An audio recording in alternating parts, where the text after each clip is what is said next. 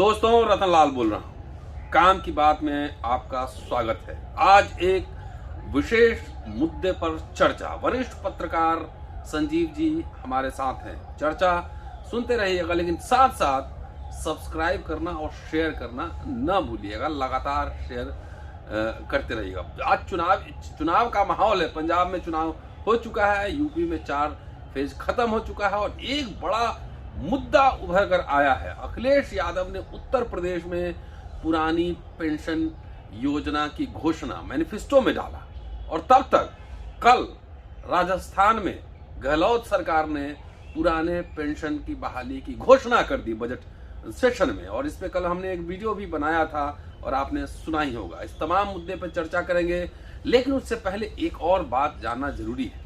भारत जब आजाद हुआ, नए राष्ट्र का निर्माण हो रहा था, तो एक अवधारणा विकसित की गई वेलफेयर स्टेट की, लोक कल्याणकारी राज्य, जिसमें कि तमाम सार्वजनिक संस्थाएं, सरकारी संस्थाएं खोली गई, school, college, university, medical, engineering colleges, तमाम ये संस्थाएं खोली गई। 90 में उदारीकरण का दौर शुरू हुआ, धीरे धीरे हुआ, लेकिन जब से ये भाजपा सरकार आई है, तमाम चीजों को, सार्वजनिक संस्थाओं को एक तरह से बेच दिया गया है पूंजीवादियों के हाथों में।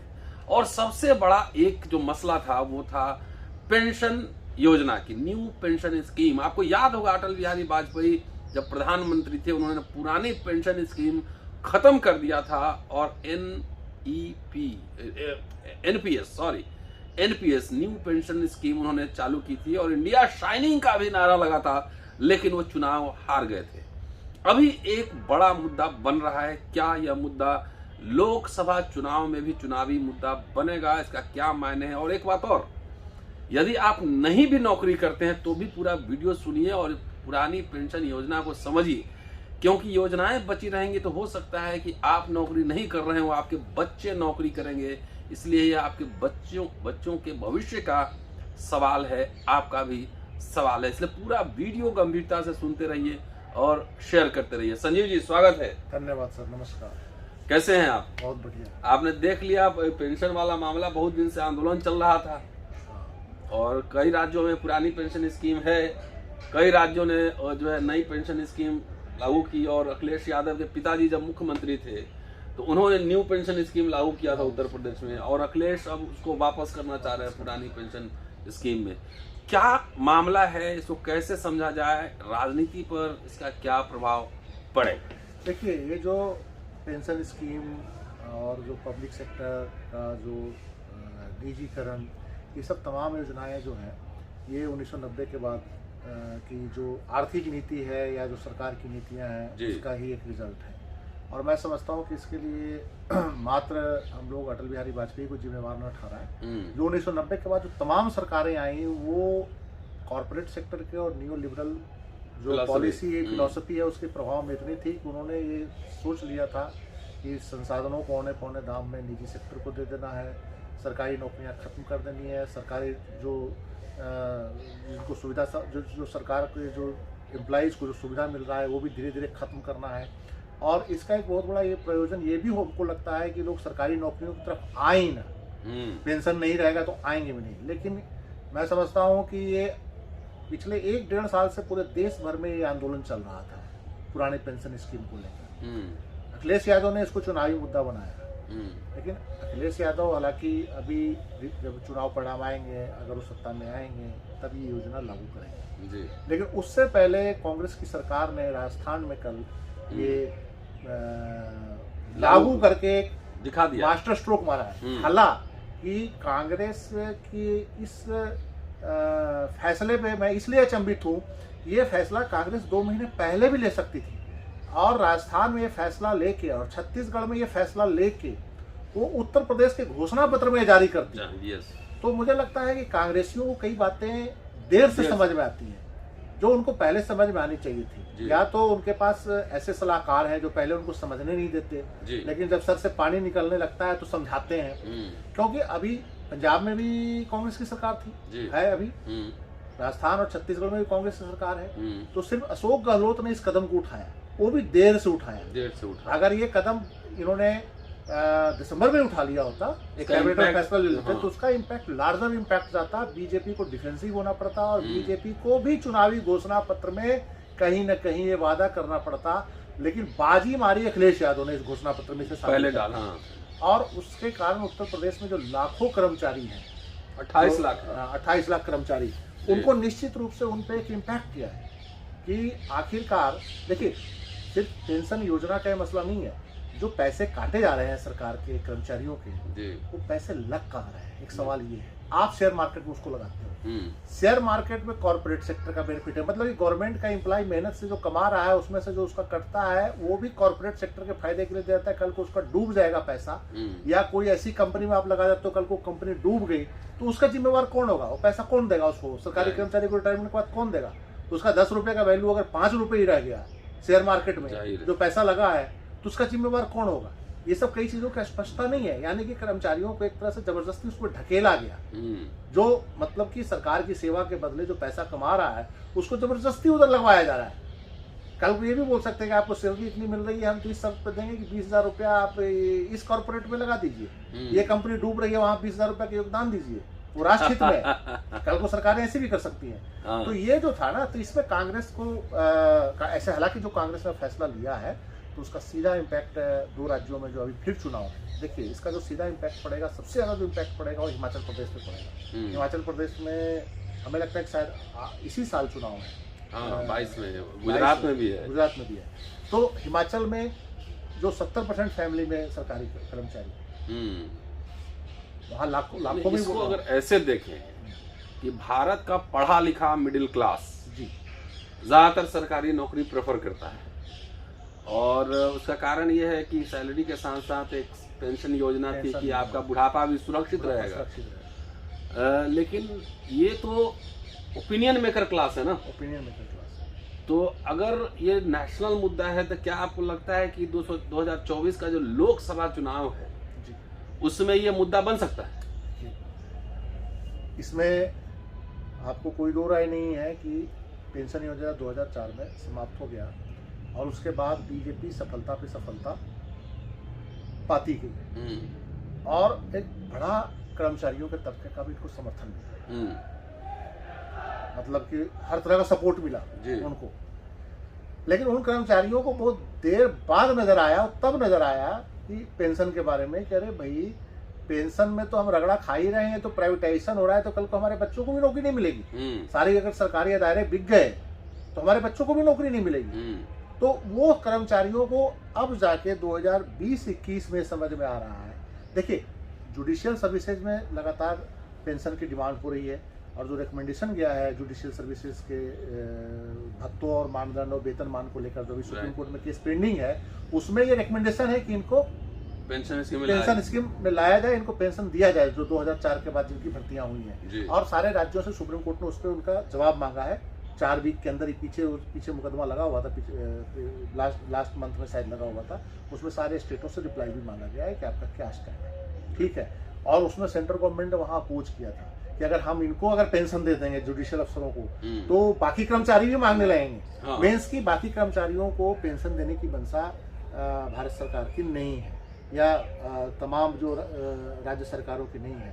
तो सरकारी कर्मचारियों को कम से कम अखिलेश यादव को एक थैंक्स करना चाहिए, उन्होंने पेंशन स्कीम को एक चर्चा का मुद्दा ला दिया, डिफेंसिव कर दिया। कांग्रेस ने उसको लागू किया एक राज्य में। हो सकता है कि आज कांग्रेस ने किया है, अभी बजट सेशन छत्तीसगढ़ में भी आने वाला है, छत्तीसगढ़ में भी ये स्कीम लागू हो जाए, क्योंकि छत्तीसगढ़ रिसोर्स से रिच स्टेट है और वहाँ वो सरकार देने की क्षमता में है। राजस्थान में तो रिसोर्स की थोड़ी कमी भी है, डेजर्ट है और तमाम प्रॉब्लम है। तो राजस्थान ने जब दे दिया तो कल को छत्तीसगढ़ में भी, और कांग्रेस का हो सकता है लार्जर प्लानिंग हो 2024 में भारतीय जनता पार्टी को घेरने के लिए, क्योंकि देश में करोड़ों एम्प्लॉय हैं और एक एम्प्लॉय के घर में 5 वोट होता है। तो वो कहीं ना, और वो ऐसा वर्ग है जिसमें फिर यहाँ पे जाति मैटर नहीं करेगा पेंशन में, उसमें चाहे अपर कास्ट हो, चाहे वो बैकवर्ड हो, चाहे वो शेड्यूल कास्ट हो, वो सारे इस मुद्दे पे जो सरकारी एम्प्लॉय होगा वो एकजुट होगा कि हमारे भविष्य की सुरक्षा की बात हो रही है। तो ये एक जो आप कह सकते हैं कि मनमोहन सिंह के जो एक जो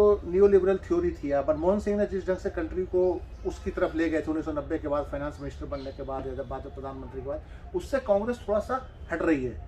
हो सकता है कि नेहरू वो एग्जैक्टली बात वही है कि कांग्रेस के समय जो प्राइवेट डर डर के कर रही थी, डर डर के कर रही थी, है ना, ये सब भाजपा सरकार तो अंधाधुंध कर दी। कांग्रेस प्राइवेटाइजेशन के साथ साथ उसकी एक थ्योरी ये भी थी कि right to food, right to education, means कि इस प्राइवेटाइजेशन का कहीं साइड इफेक्ट गरीब जनता पे ना पड़े, उनको मुफ्त में शिक्षा मिल जाए, उनको मुफ्त में खाने को मिल जाए। बीजेपी में क्या हुआ कि बीजेपी ने सरकारी संपत्तियां जब प्राइवेट सेक्टर को देना शुरू किया, कांग्रेस भी दे रही थी सरकारी संपत्ति प्राइवेट को, बड़ी तरीके से दे रही थी, लेकिन कांग्रेस की जो ये संसाधन लूट की जो योजना थी ना, वो पब्लिक में इतना डिस्कोर्स कभी नहीं बना, क्योंकि वो बड़े तरीके से गरीबों के एक तबको खुश करते, मनरेगा आ गया, गरीब तबका खुश रहे, किसान वहाँ के जो गांव में जो काम खेती कर रहे हैं, खेती के अलावा जो बेरोजगार हैं बेचारे, उनको कहीं और ना कुछ काम मिल जाए। तो इस तरह की योजना लाके कांग्रेस ने एक बफर या सेफ्टी वॉल बचा रखा था।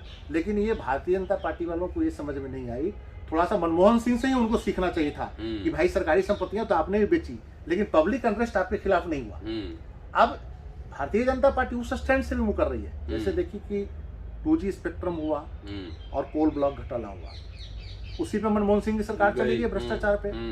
अब देखिए कि वो दोनों पे था कि पब्लिक सेक्टर और सरकारी संपत्तियों का मतलब कि चूना लगाने का मसला था, जो विनोद राय ने अपने CAG में लाया था। अब ये बताइए कि आज भी तो टेलीकॉम सेक्टर में वही हो रहा है, जिस ढंग से BSNL को सिस्टमेटिकली तबाह किया गया और मुकेश अंबानी की कंपनी और जो प्राइवेट सेक्टर की और जो टेलीकॉम कंपनियों को बेनिफिट हुआ, तो ऑटोमेटिक है कि वो भी उसी तरह का क्राइम है जिस तरह का क्राइम मनमोहन सिंह के टाइम में 2G स्पेक्ट्रम में हुआ था। जिस ढंग से कोल ब्लॉक की नीलामी में हेराफेरी हुई, वैसे तो तमाम संसाधनों के इस समय नीलामी हो रही है, लेकिन उस पर कोई पूछने वाला नहीं है, कहीं कोई पूछने वाला नहीं है। तो कांग्रेस के जो इकोनॉमिक पॉलिसी को जो गति दी भाजपा ने, उस पे आम लोग अब विचार करने लगे कि इसका साइड इफेक्ट हमारे ऊपर क्या है। कुछ पॉलिटिकल पार्टियों को भी ये समझ में आ गई है कि भाजपा को अगर रोकना है तो हमें पब्लिक डिस्कोर्स लाना पड़ेगा नेहरूवादी समाजवाद, नेहरूवियन समाजवाद पे लाना, वेलफेयर स्टेट के बात पे आना पड़ेगा। तो वो जो है उसको लेकर ये तमाम राजनीतिक दल, अब हमको लगता है कि अखिलेश यादव ने शुरू करी है, तो हो सकता है कि जो क्षेत्रीय कई और दल हैं, जैसे तेलंगाना राष्ट्र समिति है, जगनमोहन रेड्डी की है, और उधर केरल में वामपंथियों की सरकार है, वहाँ तो है पुरानी पेंशन। अच्छा, पुरानी पेंशन स्कीम बंगाल और वहाँ पे है। 2 स्टेट हैं ऑलरेडी। चलिए, तो कम से कम 2 स्टेटों के बाद ये जो हिंदी स्पीकिंग बेल्ट में बात आई है, तो हिंदी स्पीकिंग बेल्ट में ये नहीं, भारतीय जनता पार्टी के लिए बड़ा ये परेशानी का कारण बनेगा, क्योंकि भारतीय जनता पार्टी 2014 और 2019 में जो मेजर सक्सेस रेट है उनका पार्लियामेंट की सीटों के हिसाब से, वो हिंदी बेल्ट ही है, मेजर। हाँ, मेजर। तो वोट बैंक भी सबसे ज्यादा इनको ही, वोट परसेंटेज तो वोट भी सबसे ज्यादा इसी बेल्ट में मिला है। तो यहाँ इनको सोचना पड़ेगा ये तमाम मुद्दों पर। देखिए, शिक्षा और स्वास्थ्य पे तो पहले ही ये घिर रहा है, अब ये जो कर्मचारी वेलफेयर को लेकर जो घिरे हैं, तो इसमें भाजपा की परेशानी काफी बढ़ेगी। भाजपा को अपना स्टैंड अप क्लियर करना पड़ेगा। जैसे उत्तर प्रदेश में प्रधानमंत्री ने जो जानवरों को लेकर जो अपना स्टैंड क्लियर किया, जब उनको पता चला कि ये बहुत बड़ा इशू है, सांड का इशू, क्योंकि उससे सबसे ज्यादा वही हिंदूवादी अफेक्ट हुई है। मुसलमानों के पास बहुत ज्यादा खेत नहीं है, मारे गए नहीं, उनके फसलें तबाह होगी, फसलें तबाह होगी। तो वो उस डिस्कोर्स पे आए कि नहीं हमें कुछ करना पड़ेगा। तो हमको लगता है कुछ जमीनी मुद्दों की जो तपिश है वो भारतीय जनता पार्टी के नेताओं को महसूस हो रहा है। तो उसमें आपने एक बात कही, डिफरेंट कास्ट कम्युनिटीज की बात कही, तो हमने ऑब्जर्व किया था एक लंबे समय में कि जो अपर कास्ट यहाँ का है वो बहुत खुश था कि चलो प्राइवेटाइज हो रहा है, रिजर्वेशन खत्म हो जाएगा। उनके जहन में ये था। मैंने बहुत लोगों से बात की कि उनको रिजर्वेशन से दिक्कत थी, प्राइवेटाइजेशन से दिक्कत नहीं थी। लेकिन इतने पीरियड में अगर सरकारी संस्थाएं नौकरियां नहीं रहे तो 5000 की नौकरी तब उनको भी करनी पड़ेगी। तो क्या उनकी सोच में कुछ तब्दीली आई? देखिए, 2 बातें हैं। जब 49% आरक्षण इस देश में 1990 के बाद जब आया, तो उस समय जब लाया गया तो उस समय आर्थिक स्थिति अगड़ी जातियों के भी बहुत अच्छी धीरे धीरे खराब होने लगी थी। उसका कारण था जमीन का बंटवारा हो रहा था, जमीन बेच रहे थे, फैमिली बढ़ रही थी। अब जैसे हरियाणा में आपने देखा होगा कि जाट भी पिछड़ी जाति में अपने आप को शामिल करने की मांग कर रहे थे। उनकी आर्थिक स्थिति वाकई में खराब हुई है। 3 एकड़ 2 एकड़ 4 एकड़ के जोत रह गया, कोई बेच लिया। तो उन्होंने कहा कि कई मजबूत जातियां कहने लगी कि हमें पिछड़ी जातियों में शामिल करो क्योंकि नौकरी मिल जाएगा। चलो जी, ये 2-4 साल ये भी मसला चलता रहा। कई जगह पे सरकार ने बड़ी चालाकी से पिछड़ी जातियों में मजबूत जातियों को शामिल भी किया, अगड़ी जातियों को भी 10% आरक्षण दे दिया आर्थिक आधार पे। लेकिन सवाल ये है कि ये अब उनको गलतफहमी ये दूर हो रही है ऊंची जातियों का कि आरक्षण तो दे दिया, लेकिन तो पोस्ट ही नहीं निकलेगी तो आरक्षण का इस्तेमाल कैसे होगा, या आरक्षण एप्लीकेबल कहाँ होगा बिना पोस्ट के।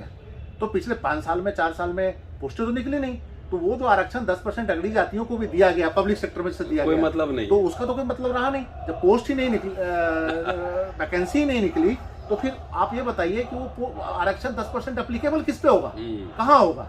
तो ये अब अगड़ी जातियों को समझ में आने लगा है कि सरकारी नौकरियों की जो कमी है और जानबूझ के जो सरकार अब वैकेंसियां नहीं निकाल रही है, सरकार कहती है कि हम ठेके पे रख लेंगे, आउटसोर्स कर देंगे, हम किसी डिपार्टमेंट को हमें 100 क्लर्क चाहिए तो हम किसी कंपनी से ले लेंगे ये, और वो कंपनी जो है वो कंपनी आरक्षण को नहीं मानेगी। हम मानते हैं अगली जाति के लोग ये खुश हो जाए कि हम आरक्षण प्राइवेट कंपनी में तनख्वाह तो मिलेगा 15,000, लेकिन तनख्वाह तो वही मिलेगा 10,000, 15,000, 20,000, और कोई सोशल सिक्योरिटी नहीं होगी। शाम को मालिक कहेगा कि सुबह से आपको आना नहीं है। तो ये इन परिस्थितियों में अगली जातियों को भी एक ये जो मुगालता था नौकरियों को लेकर और तमाम आरक्षण को लेकर, वो अब खत्म हो रही है। पहले देखिए 100 सीट निकल रहा है, 50 तो इधर भी 50 तो मिल रहा था, अब तो वो भी नहीं है। अब अगर वही 50 भी ना मिलेगा तो फिर तो खेल खत्म है। ना उसमें आपने कहा ब्यूरोक्रेसी का प्राइवेटाइजेशन, एक तरह से लेटरल एंट्री तो वही था, हो चुकी है। वो अब कई सिविल सर्वेंट्स को भी समझ में आने लगा कि हमारे पैरेलल ज्वाइंट सेक्रेटरी बैठाए जा रहे हैं, प्राइवेट आईएएस अफसर है, आईएएस अफसर है जो ज्वाइंट सेक्रेटरी जो 20 साल 30 साल के मेहनत करके भारत सरकार में पहुंच रहे हैं, या एडिशनल चीफ सेक्रेटरी 25 साल की मेहनत के बाद स्टेट में पहुंच रहे हैं और अपना पूरा दबदबा जो दिखाते हैं, उनके पैरेलल कॉर्पोरेट सेक्टर से एक बंदा आता है और उनके पैरेलल जाके additional chief secretary, principal secretary और ज्वाइंट सेक्रेटरी की पोस्ट पर बैठ जाता है। और सरकार की तरफ से आदेश भी होता है कि जो माननीय जितने भी पक्की नौकरी वाले जो 20 साल के सर्विस वाले आईएएस अफसर हैं वो इनसे सलाह लेंगे, इनका सलाह अंतिम मान्य होगा, अंतिम मान्य इनका सलाह होगा। जो कानून बनाएंगे तो इसमें इनके विटो होगा, क्योंकि इनका एक्सपीरियंस आपसे ज्यादा बेहतर है, क्योंकि इन्होंने कारपोरेट सेक्टर में काम किया है, इनको गवर्नेंस का ज्यादा पता है। आप लोग तो बस सरकारी अफसर रहे, लाल बत्ती घुमाते रहे, 4 नौकर के साथ काम करते रहे, आपको उतना ज्ञान नहीं है जितना कॉर्पोरेट सेक्टर से आया हुआ ज्ञान है। तो उसमें उनको बड़ा ह्यूमिलेशन फील हो रहा है जो आईएएस है। कई लोगों से बात होती है तो पता चल जाता है कि इनके ऊपर लाके बिठा दिया, ऊपर से सलाह लेने को कहा जा रहा है, तो एक ईगो तो हट होता है ना, ये दिक्कत आती है। तो चलिए, अब क्या लग रहा है ये सारे मुद्दे जैसे प्राइवेटाइजेशन और पेंशन स्कीम आने वाले चुनावों के मुद्दे होंगे? 2024 में डिस्कोर्स बनने जा रहा है। अच्छा, अनएम्प्लॉयमेंट, हेल्थ, एजुकेशन, प्राइवेटाइजेशन, ये सब बड़ा इशू होगा, इस पर डिबेट होगा। हाँ, अब उसको आप हिंदू मुस्लिम से काउंटर करना चाहते हैं कीजिए, जातीय मसलों से काउंटर करना चाहते हैं। देखिए आप देखिए अखिलेश यादव भी या जो भी जातिवादी ताकतें जो इस देश के अंदर पॉलिटिक्स कर रही हैं, उनको भी समझ में आने लगा कि ये बहुत लंबा नहीं चलेगा। बसपा को भी अब समझ में आने लगा कि बहुत लंबा नहीं चलेगा। सपा को भी समझ में आने लगा कि प्योर यादववाद की पॉलिटिक्स लंबा नहीं चलेगा। तो भारतीय जनता पार्टी को भी समझ में आना चाहिए कि बेसिक अगर आप प्रॉब्लम को दूर नहीं करेंगे तो हिंदुत्व की पॉलिटिक्स भी बहुत लंबा नहीं चलेगा। यूपी में तो अभी चल दिख नहीं रहा है। अभी तक 3 फेज 4 फेज के चुनाव में जो हुआ है उससे तो ये स्पष्ट हो रहा है कि हिंदू और मुस्लिम का डिवीजन कहीं वैसा वोटिंग में दिखा नहीं, कहीं नजर नहीं आया, कहीं कोई चर्चा नहीं हुई। डिस्कोर्स ये अखिलेश यादव की बड़ी समझदारी है कि वो भाजपा के ट्रैप में नहीं आए। भारतीय जनता पार्टी उनको ट्रैप में ले रही किसी ढंग से, जिन्ना और जो तमाम विवाद थे, हिजाब विवाद हो, हिंदू मुस्लिम विवाद हो, चाहे मंदिर विवाद हो, लेकिन उस ट्रैप में आने से पहले जब भी कोई जर्नलिस्ट ने भी क्वेश्चन किया तो उन्होंने यही कहा कि आप बेरोजगारी पे बात कीजिए, आप शिक्षा पे बात कीजिए, आप स्वास्थ्य पे बात कीजिए, हाँ ये इन मुद्दों पे बात मत कीजिए। तो ऑटोमेटिक है कि वो बयान देने से बचते रहे, क्योंकि उनको पता था कि अगर हमने कोई बयान दिया तो फिर ये इसको अलग ही एक मसला बनाया जाएगा। तो ये समझदारी जो देखिए, जो एक मैं मानता हूँ कि जो सोशल जस्टिस के नाम पे जो लीडरशिप आई, उन्होंने सोशल जस्टिस के बजाय जातीय जो एक विभाजन था उसको बढ़ाने में भी मदद करी, और जातीय विभाजन बढ़ाते बढ़ाते उसमें एक और हुआ। उस चीज को भाजपा ने भी सीखा, कहा वो जातीय विभाजन नहीं, भाजपा ने जब देखा कि जातीय विभाजन बड़ा फायदेमंद है, सिर्फ हिंदू मुस्लिम से ही चुनाव नहीं जीता जाता, जातीय विभाजन चुनाव जीता था, तो उन्होंने उनकी थ्योरी उन पर अप्लाई कर दी। उत्तर प्रदेश में यादवों के खिलाफ अति पिछड़ों को खड़ा कर दिया कि देखो ये 5 साल सत्ता में रहे हैं, ये मलाई खाते रहे हैं, तुम्हें तो कुछ मिला नहीं, दरोगा जी भी यादव जी लग गए। तो ये जो डिस्कोर्स था भाजपा ने उसको इस्तेमाल किया तो उस इस्तेमाल करने के बाद भारतीय जनता पार्टी ने भी इसका इस्तेमाल किया, लेकिन जनता अब समझ रही है कि डिस्कोर्स ओरिजिनल ये नहीं है, अब ये है शिक्षा चलिए, स्वास्थ्य। तो संजीव जी थे, बहुत ही बारीकी विश्लेषण करते हैं। ये सारे मुद्दे जो मुद्दे कल से हम लोग उठा रहे हैं, ये आने वाले समय में चुनावी मुद्दा बनेगा। शुक्रिया, देखते रहिए, शेयर करते रहिए, सब्सक्राइब